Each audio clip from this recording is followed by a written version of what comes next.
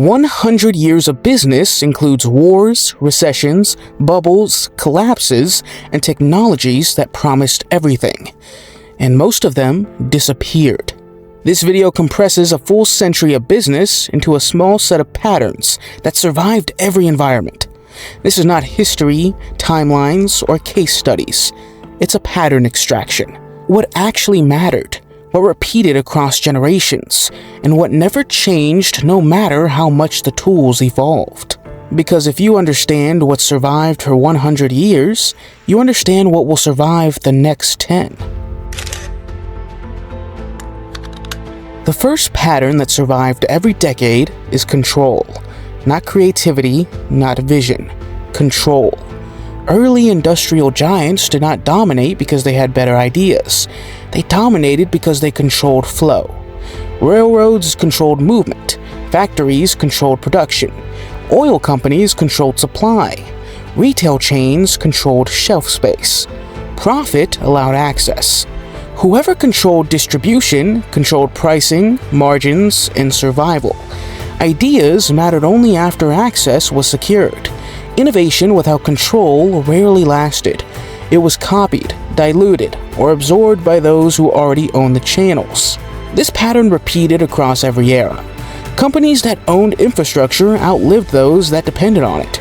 Control turned volatility into advantage. Scarcity became pricing power. Dependence became protection. Even technological revolutions followed this rule. The best invention rarely won. The best positioned one did. Control converted novelty into dominance. As physical infrastructure gave way to digital systems, the logic stayed the same. Warehouses became platforms. Pipelines became protocols. Gatekeepers changed shape, not function. Control determined who captured value and who competed for scraps.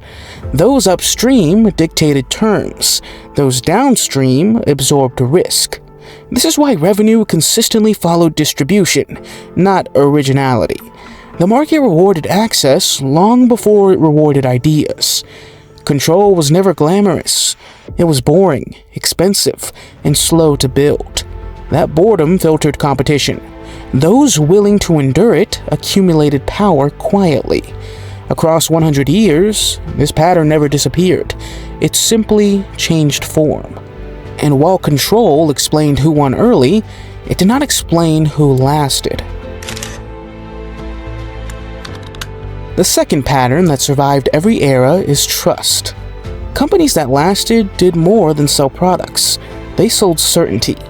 In uncertain environments, reliability became value. Trust compounded slowly, but it never crashed. While hype produced spikes, trust produced stability. Customers returned not because options were limited, but because risk was reduced. Familiarity lowered decision cost. Over time, trust became an invisible balance sheet. It did not appear in earnings reports, yet it determined survival during downturns. When markets tightened, trusted businesses lost less and recovered faster. Competitors without trust collapsed regardless of pricing or innovation. This pattern repeated across industries. Retailers that delivered consistently outlasted flashier brands. Manufacturers known for reliability retained contracts when demand softened. Financial institutions survived crises when clients believed commitments would be honored. Trust also created leverage. It reduced acquisition costs. It softened mistakes. It allowed pricing flexibility. A trusted brand could raise prices, launch adjacent products, or weather temporary failures without losing its base. Once broken, trust was nearly impossible to rebuild. Markets punished inconsistency more harshly than mediocrity. People preferred dependable over impressive. This is why the loudest companies rarely lasted. Noise attracted attention. Trust retained customers.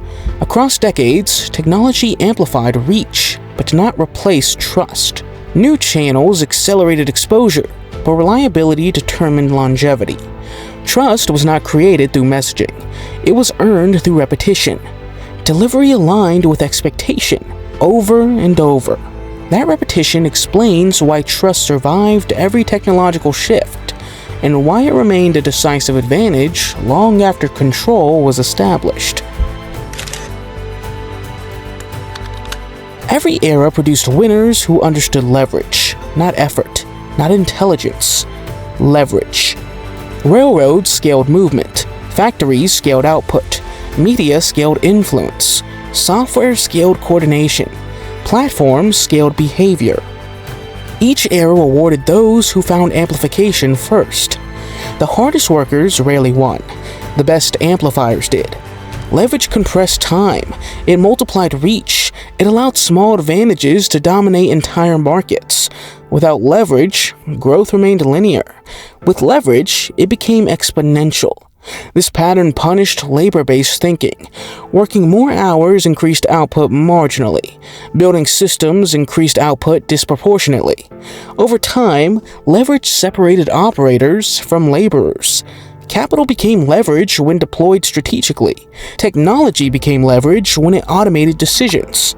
Media became leverage when it shaped perception. People became leverage when systems multiplied their output. The most powerful businesses combined these levers. One reinforced the other. Scale accelerated. Barriers rose. But leverage also magnified weakness. Systems amplified failure as efficiently as success. When environments shifted, scale turned fragility into collapse. This is why leverage alone did not guarantee survival. It produced dominance, not durability. Many companies built immense leverage around a single model. When the model broke, that leverage worked against them. Across 100 years, this pattern repeated. Leverage created winners quickly. Adaptation determined whether they stayed winners. Understanding leverage explained why effort alone never produced enduring advantage. It also explained why the next pattern mattered more than any before it. The giants that fell were not incompetent. They were disciplined, efficient, and confident. Their failure came from defending the old model instead of attacking a new one. Success became an anchor. Organizations optimized margins while relevance eroded. They protected efficiency while customer behavior changed. Dominance was confused with permanence. Adaptation required identity flexibility. The ability to abandon what worked before it stopped working. Most organizations could not do this. The rules that made them rich blinded them to the rules replacing them. Familiarity turned into comfort. Comfort hardened into resistance. Every major collapse followed the same script. New models were dismissed as inferior. Early signals were ignored. Experiments were delayed. By the time adaptation felt urgent, leverage amplified decline. This was not arrogance, it was structural inertia. Systems built for one environment resist change. Incentives punish experimentation. Internal metrics reward past success and penalize uncertainty. Self-disruption required short-term pain. It required allocating resources away from proven models. Few organizations were willing to destabilize themselves intentionally. Those that adapted early survived. They cannibalized their own advantages before competitors did. They accepted temporary inefficiency to regain relevance. Those that defended legacy collapsed regardless of past dominance. Across a century of business, adaptation separated endurance from extinction. But adaptation alone did not explain who accumulated lasting power.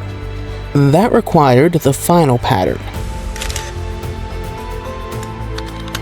Across 100 years of business, ownership consistently outperformed every other strategy.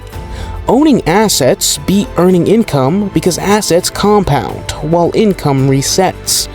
Owning customers beat renting attention because access persisted, even when platforms changed.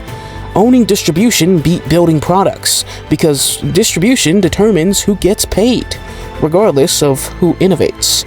The most valuable assets were often invisible. Brand reduced perceived risk. Trust lowered friction in decision-making. Customer lists preserved access during downturns. Relationships shortened cycles and stabilized demand. Data quietly improved allocation and timing. None of these created headlines, but all of them accumulated advantage. Fortunes were rarely built loudly. They were built patiently, over decades, through boring consistency. While others chased disruption, Owners focused on accumulation. They reinvested, protected access, and let time do the work. Compounding rewarded those who stayed upstream. Disruption was rarely true destruction. It was redistribution. Value moved from those who rented leverage to those who owned it. Companies disappeared, not because demand vanished, but because ownership shifted elsewhere, of customers, channels, or critical infrastructure. Ownership reduced dependency. It created optionality. It absorbed volatility. When markets tightened, owners adjusted, while renters reacted. Those who owned the game board outlasted those who played skillfully within rules they did not control. Platforms changed, tools evolved, interfaces shifted, ownership remained decisive. Each generation believed its technology was unique, yet the same structures determined the outcomes. This is why results repeat across generations. The names change, the products change, the assets do not. Control, trust, leverage, and adaptation all fed into ownership. Ownership compounded them over time. Understanding this collapses a century of complexity into clarity. Business success was never about hustle or creativity alone. It was about positioning upstream in systems that endure, and that truth survived every war, recession, and technological revolution. A century of business reduces to patterns. Control creates profit. Trust creates stability. Leverage creates scale. Adaptation determines survival. The ownership compounds quietly, while others react. The tools change. The game doesn't.